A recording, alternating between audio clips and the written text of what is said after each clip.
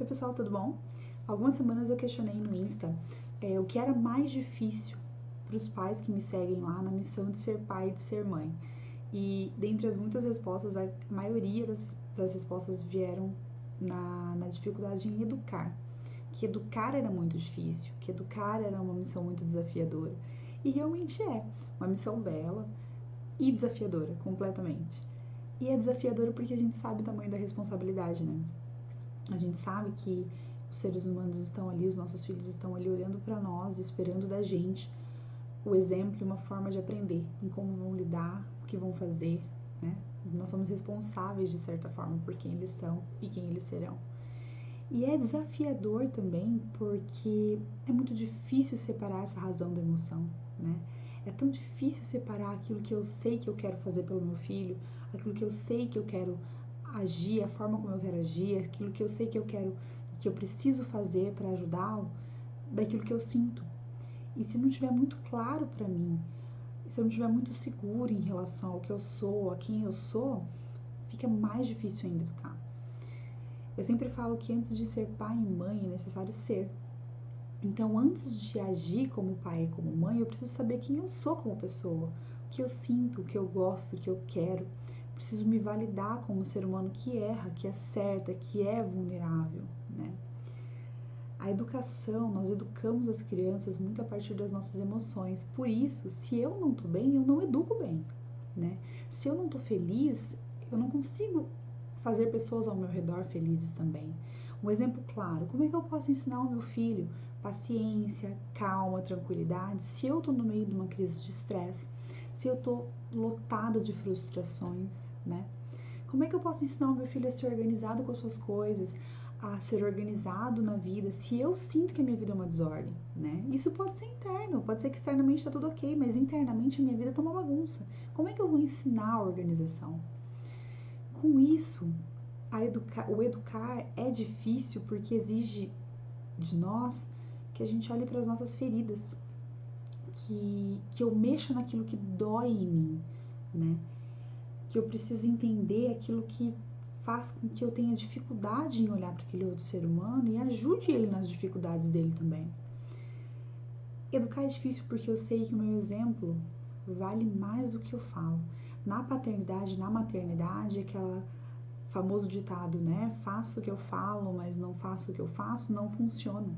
As crianças estão o tempo todo nos observando para entender o que a gente faz, como é que a gente faz e para ela replicar aquilo. Então eu sei, e é difícil na maternidade, porque eu sei que eles estão me copiando pelo exemplo e não pelo que eu estou falando. Então o meu discurso de razão não funciona se emocionalmente eu estou agindo diferente. Educar uma criança é ensinar para ela muito mais do que é o mundo.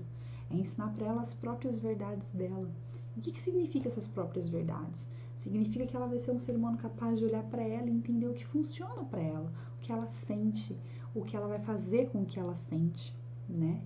E como que eu posso apoiar o meu filho a aprender que ele sente, que ele precisa saber o que ele faz com o que ele sente, se eu tenho às vezes receio, medo, não sei, de olhar para mim e entender o que eu sinto e o que eu vou fazer com o que eu sinto.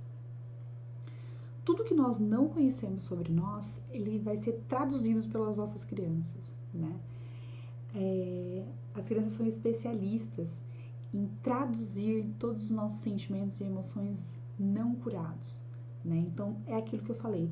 Às vezes, num dia muito nervoso, estressado, cansativo, onde eu não falei talvez o que eu gostaria de ter falado, onde eu não soube lidar com uma raiva que eu sinto, talvez seja um dia muito difícil para minha criança também, né? Talvez seja um dia em que ela está mais teimosa, um dia onde ela está mais relutante, onde ela está fazendo mais arte, né? Onde ela está expressando mais raiva.